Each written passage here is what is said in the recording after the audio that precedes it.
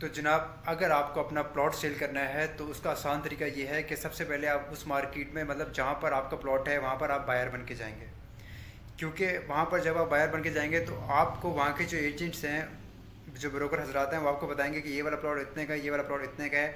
तो आपको उससे आइडिया हो जाएगा कि इस वक्त मार्केट क्या चल रही है, और आपको आसानी रहेगी अपना प्लॉट सेल करने में। अस्सलाम वालेकुम, कैसे आप सब। मैं हूं आपका अपना आदिल रियाज। उम्मीद करता हूं आप सब लोग खैर आफियत से होंगे। तो जनाब, आज की ये वीडियो उन लोगों के लिए जो कि अपना ज़ाती प्लॉट सेल करना चाहते हैं या फिर अपना ख़ुद का प्लॉट ख़रीदना चाहते हैं।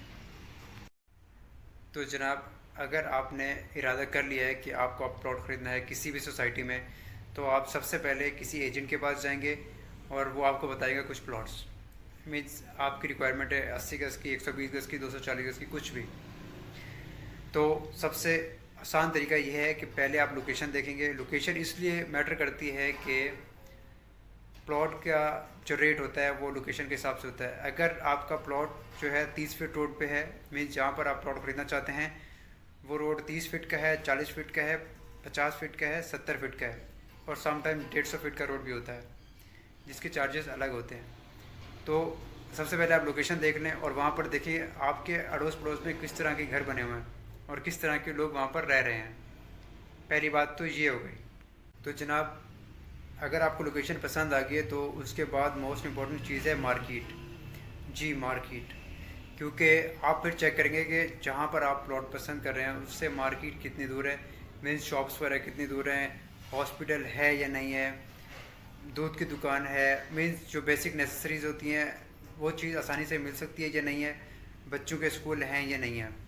क्योंकि ऐसा तो नहीं है कि आप एक ऐसी जगह पे इन्वेस्टमेंट कर रहे हैं जहाँ पर कोई फ्यूचर ही नहीं है, तो आपकी इन्वेस्टमेंट बेकार हो जाएगी। इससे बेहतर होता है कि किसी गलत जगह पर इन्वेस्टमेंट करने से बेहतर है आप 5 लाख का प्लॉट और महंगा ले लें, बट किसी अच्छी जगह ले लें, ताकि कल को उसकी प्राइस भी बढ़ जाए।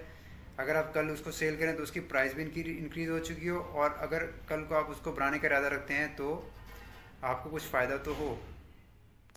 तो जनाब, एक मोस्ट इम्पॉर्टेंट चीज़ जो होती है गैस, बिजली और पानी, आपको चेक करना है कि ये तीनों चीज़ें वहाँ पर हैं या नहीं है।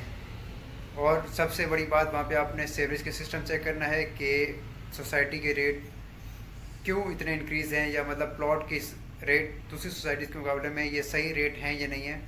ये डिपेंड करता है कि वहाँ पे फैसिलिटीज़ क्या हैं। अगर वहाँ पर गैस नहीं है तो उसकी प्राइस कम होगी। अगर वहाँ पर पानी का मसला है तो उस जगह पर इन्वेस्टमेंट करना बेकार है। और अगर वहाँ पर सीवरेज सिस्टम नहीं है तो आप बिल्कुल वहाँ पर प्लॉट ख़रीदें ही नहीं। तो जनाब, सब हो गया, आपने हर चीज़ चेक कर ली, मार्केट करीब है या नहीं है, कितने फिट का रोड है, आपने लोकेशन भी चेक कर ली, हर चीज़ आपने चेक कर ली, और फाइनली आपने डिसाइड कर लिया कि आपको प्लॉट यहाँ पे लेना है, चाहे तो इन्वेस्टमेंट के पर्पज़ पे या फिर आपको यहाँ पर घर बना के रहना है।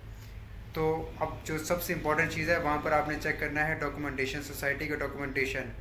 और उसके अलावा जो सबसे मोस्ट इम्पॉर्टेंट चीज़ है वो यहाँ पर कि क्या इस सोसाइटी में आपके प्लॉट पे कल को कोई कब्ज़ा तो नहीं हो सकता। ऐसा तो नहीं है कि आपने आज प्लॉट ख़रीदा और कुछ टाइम के बाद वहाँ पर कब्ज़ा हो गया। बहुत सी सोसाइटीज़ में कुछ में ये होता है, क्योंकि इन्वेस्टर हजरात ऐसी जगहों पे हाथ नहीं मारते, मीन्स ऐसी जगहों में वो प्लॉट नहीं ख़रीदते जिन्हें आइडिया होता है प्लॉट का। तो आप अच्छी तरह से हर चीज़ को देखभाल के लें। और जहाँ तक ब्रोकर की बात है, एजेंट से आप पूछें, सिर्फ एक से नहीं, आप और एजेंट से भी रब्ता करें, क्योंकि हो सकता है कि एक एजेंट आपको गलत गाइड कर दे, क्योंकि उसे सिर्फ और सिर्फ अपने कमीशन से मतलब होगा। तो जनाब, हर चीज़ ओके हो चुकी है, आपको प्लॉट पसंद आ चुका है, आपको सोसाइटी पसंद आ चुकी है, अब बारी है उस प्लॉट की ऑफ़र देने की। तो ऑफ़र देने का तरीका ये है कि आप लोकेशन के हिसाब से और वो कितने फिट रोड के ऊपर है उसके हिसाब से आप जो है ऑफ़र दोगे। और आप ऐसे ऑफ़र नहीं दोगे, आप जो ऑफ़र है इस तरह से देनी है कि सामने जो मालिक है वो ये सोचने में मजबूर हो जाए कि इस बंदे का मैं प्लॉट देता हूँ। क्योंकि अगर आप खाली खाली ऑफ़र दोगे तो वो सामने वाला अगर प्लॉट आपको सेल भी करना चाह रहा होगा या किसी को भी, तो वो बिल्कुल नहीं देगा। तो इसका तरीका ये है कि आप एक टोकन रखेंगे, बेशक 10,000 का टोकन आप दे दें अपने एजेंट को कि भाई ये 10,000 का टोकन है और मैं चाह रहा हूँ कि इतने में डील डन हो जाए। तो जो सेलर होगा, और आप परचेज़र हैं इस वक्त, तो अगर उसका जहन है देने का और नहीं भी है तो आपको फाइनल एक बता देगा कि नहीं 19-20 इतने में दूंगा, और फिर अगर आपको समझ में आता है तो आप वो एग्रीमेंट करेंगे। और एग्रीमेंट का तरीका ये होता है कि पार पेमेंट का एग्रीमेंट होगा। उसमें आप कुछ अमाउंट दोगे, फ़र्ज़ करो आपने 10 लाख दे दिए और एक टाइम पीरियड लिख दोगे, 25 दिनों पेमेंट करोगे या 30 दिन में। अगर इस दौरान जो सेलर है वो बैक करता है तो वो आपको इसका डबल देगा। अगर आप बैक करते हो तो आपका जो 10 लाख का अमाउंट है वो ख़त्म हो जाएगा और आप उस पर कोई क्लेम नहीं कर सकते। अब यहाँ पर एक मोस्ट इम्पॉर्टेंट चीज़ ये है कि जब भी आप प्लॉट लें और एग्रीमेंट करें तो वहाँ पर आप मेंशन करेंगे जो इसके ड्यूज़ होंगे, जो एनओसी वगैरह होंगी, वो आपको देगा सेलर, वो सेलर देगा। या फिर अगर आप लोग म्यूचुअल अंडरस्टैंडिंग कर लेते हो कि कुछ आप पे करोगे कुछ वो पे करेगा, तो वो भी ठीक तरीका है। बट ये सब बातें आप एग्रीमेंट में मेंशन कर दें ताकि बाद में कोई मसला ना हो। तो जनाब, अगर आपको अपना प्लॉट सेल करना है तो उसका आसान तरीका ये है कि सबसे पहले आप उस मार्केट में, मतलब जहाँ पर आपका प्लॉट है, वहाँ पर आप बायर बन के जाएंगे। क्योंकि वहाँ पर जब आप बायर बन के जाएंगे तो आपको वहाँ के जो एजेंट्स हैं, जो ब्रोकर हजरात हैं, वो आपको बताएंगे कि ये वाला प्लॉट इतने का है, ये वाला प्लॉट इतने का है। तो आपको उससे आइडिया हो जाएगा कि इस वक्त मार्केट क्या चल रही है और आपको आसानी रहेगी अपना प्लॉट सेल करने में। अच्छा, तो अब जो है आपको पता चल चुका है कि इस लोकेशन पर, इस सोसाइटी में क्या प्लॉट की प्राइसेस चल रही हैं। तो आप कुछ ब्रोकर हजरात के पास जाओगे और आप उन्हें अपना प्लॉट मेंशन करवा दोगे कि भाई कि मैं इतने मांग रहा हूँ। और जो है सिर्फ एक ब्रोकर के पास मत जाइएगा, आप तकरीबन 4 से 5 ब्रोकर या जितना आपको दिल करे उसके पास जाएं। बट एक ब्रोकर को आप कभी भी अपना प्लॉट मत लिखवाइएगा कि ये मुझे अच्छी ऑफ़र देगा। तो जनाब, एक मोस्ट इम्पॉर्टेंट बात, आपको चाहे जितने भी पैसों की ज़रूरत हो, आपने ब्रोकर को नहीं बताना कि आपको पैसों की ज़रूरत है, आपने फटाफट ये मकान बेचना है। या अगर आप बैरून मुल्क जा रहे हैं, मतलब अब अगर आप मुल्क से बाहर जा रहे हैं, आप मीन्स अगर आप 1 हफ़्ते में जा रहे हैं, 10 दिन में जा रहे हैं, तो आपने ब्रोकर को कभी भी नहीं ये बताना। क्योंकि वो इस इंतज़ार में रहेगा कि अच्छा आपके 2 दिन रह गए या 3 दिन रह गए जाने में, तो आपको जल्दी होगी मकान बेचने की या प्लॉट बेचने की। तो वो आपको ऐसी ऑफ़र देगा कि आप कहोगे अच्छा यार मैं तो जा रहा हूँ तो ऑफ़र ले एक्सेप्ट कर लेता हूँ। तो ये काम बिल्कुल भी नहीं करना आपने। तो जब आप किसी ब्रोकर के पास जाएं तो सबसे पहले अगर वो कोई आपको ऑफ़र देता है, मीन्स ऐसी ऑफ़र जो आपको पसंद आ जाती है, तो आपने जब तक आपके पास टोकन ना आ जाए तब तक आपने अपने जो डॉक्यूमेंट्स हैं उसकी पिक्चर सेंड नहीं करनी। ये एक रूल होता है।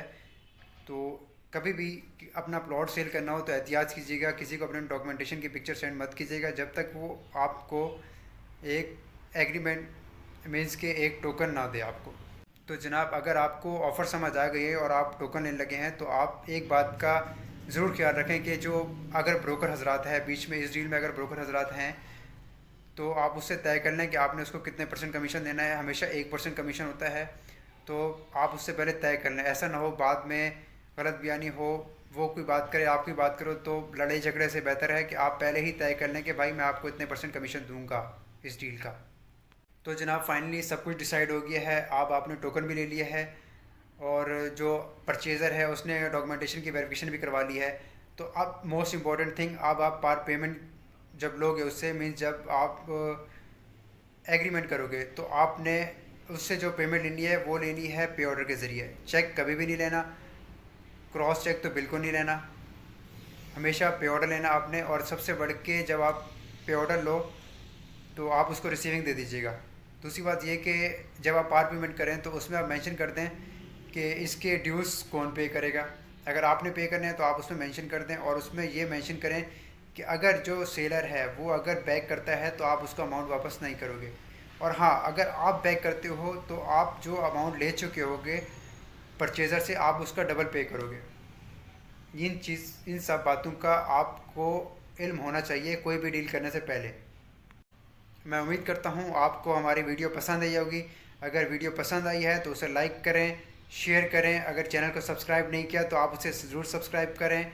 और आपको कुछ भी इंफॉर्मेशन लेनी है प्रॉपर्टी से मुतल्लिक तो आप, मेरा नंबर नीचे गिवन है, आप मुझसे कांटेक्ट कर सकते हैं। अपना ख्याल रखिएगा, हम फिर मिलेंगे एक नई वीडियो के साथ। खुश रहिए, अल्लाह हाफ़िज़।